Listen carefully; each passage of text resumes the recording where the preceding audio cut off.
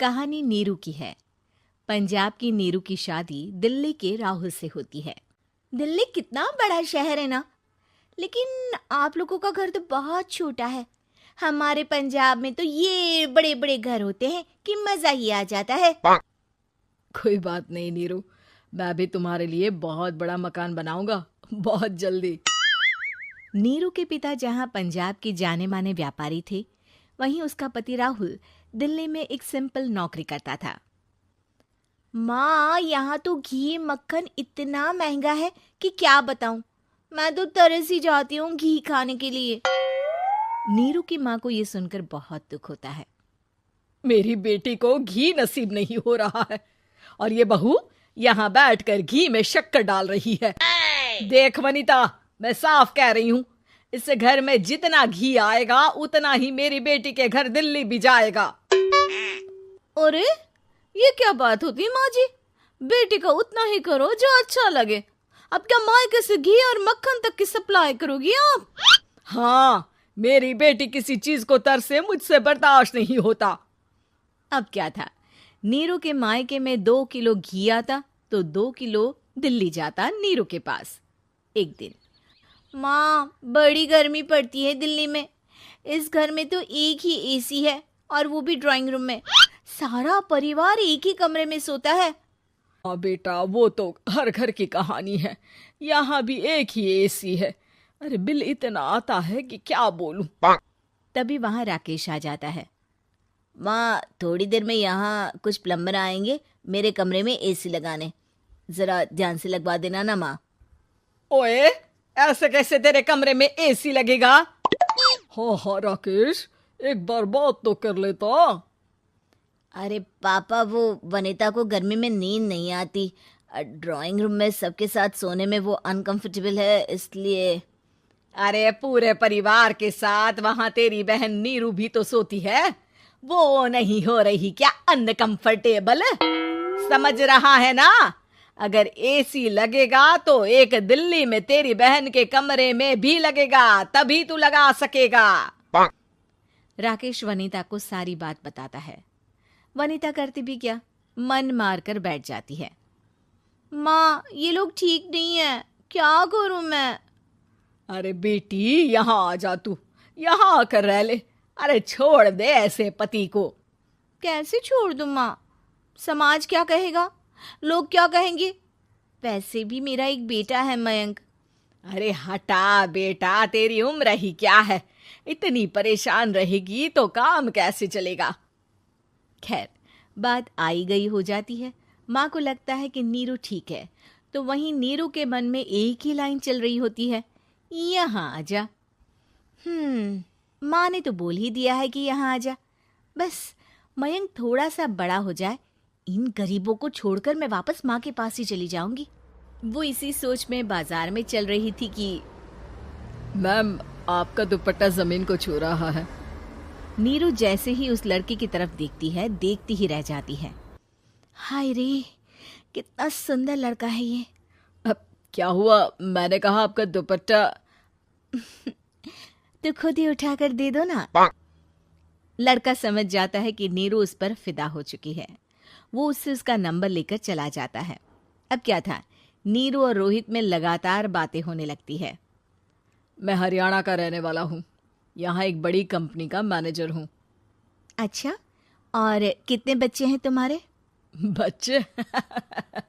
अरे मेरी तो शादी भी नहीं हुई है। तुम बताओ, शादी करोगी? नीरू शर्मा जाती है। अब लेकिन मैं तो पहले से ही शादीशुदा हूँ। मुझे फर्क नहीं पड़ता, बस तुम शादी कर लो, भाग चलते हैं। बहुत पैसे वाला हूं मैं, हमेशा खुश रखूंगा तुम्हें।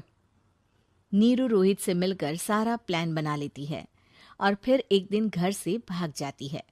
दोनों शादी कर लेते हैं। शादी के बाद, क्या बात है नीरू, तुम्हें परेशान सा देखता हूँ, सब ठीक तो है ना? हाँ हाँ, सब ठीक है।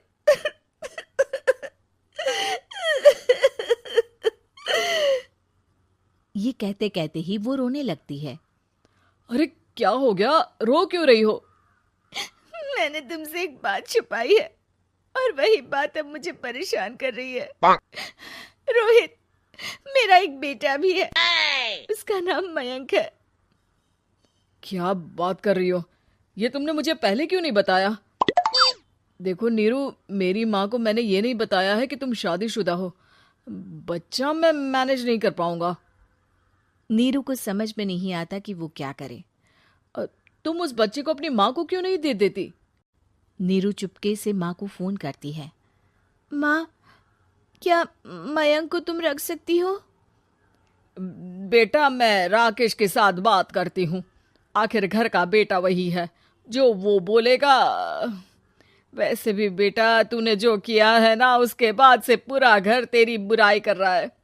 मैं भी अब किसी से तेरे लिए लड़ नहीं सकती। राकेश बेटा, नीरू ने तो जो किया बहुत ही बुरा किया, लेकिन मैं सोच रही थी कि क्यों ना मयंक को हम यहाँ ले आए। तभी वनीता बोल पड़ती है। वाह जी, ऐसे कैसे यहाँ ले आए? यहाँ क्या भंडारा भरा है? और जिस बच्चे की माँ ने नहीं सोचा, उसके लिए हम क्यों सोचे?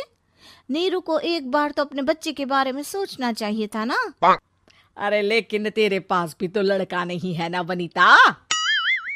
माँ, वनीता ठीक बोल रही है। कल को वो बड़ा होकर इसी घर का हिस्सा मांगेगा तो हम क्या करेंगे? माँ कहती भी तो क्या, वो चुप रह जाती है। वहीं नीरू का पहला पति कहता है। माँ, अगर आज भी वो वापस आ जाए तो मैं उसे माफ कर दूंगा। बेटा, गरीबी चीज ही ऐसी है, क्या करेगा। तू तो अब मयंक का सोच।